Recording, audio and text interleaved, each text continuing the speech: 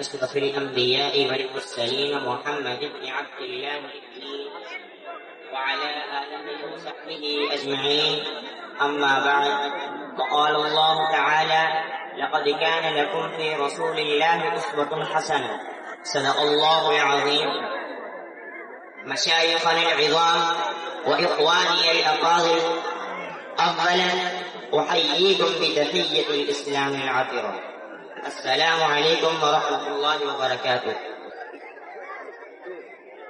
نحن اليوم أمام موضوع يتعلق بمقاصد بعثة النبي صلى الله عليه وسلم، وهو موضوع ذا أهمية خاصة يستدعي منا التأمل والتفكير. فمقصد بعثة النبي صلى الله عليه وسلم يتجلى في توجيه البشر نحو العدالة والرحمة والعبادة الصافية وتحقيق التنمية الشاملة. إن بعثته صلى الله عليه وسلم لم تقتصر على الجانب الروحي والنجاح الأخروي فقط. نعم، النجاح الأخروي من أهم مقاصد البعثة، فجاءت بعثته صلى الله عليه وسلم لتوحيد الله ورفض الشرك والأصنام. دعا المسلمين إلى الإيمان بالله واحد أحد واستنكار كل مواهب الشرك. لكن مقصد البعثة ليس منحصرا في هذا، إنما أرسله الله تعالى كرسول للإرشاد الإخلاقي والاجتماعي والتعليمي، وكقائد في المجالات السياسية والاقتصادية والاجتماعية.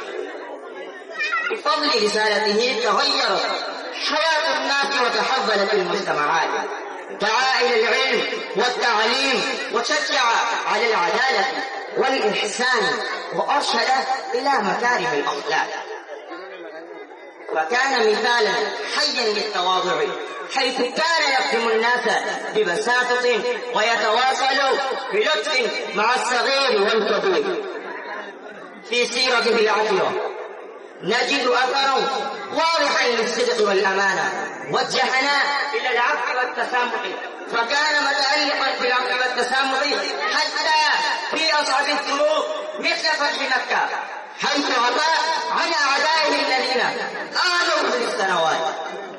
وقال شاعر: بعث الحبيب فأشرقت أنواره، يا خير مبعوث إلينا أرسلا، واستبشرت أرض المهاجر حينما طلع النبي من الثنية مقبلا. يا مستمعين الكرام، أكد على حقوق المرأة وحريتها وحتى على احترامها وتقديرها. سعى لتحقيق المساواة بين الجنسين. علمنا بأهمية حقوق الحيوان وحتى على معاملتها برفق ورعاية. علمنا أصول التجارة وحتى على كسب الحلال.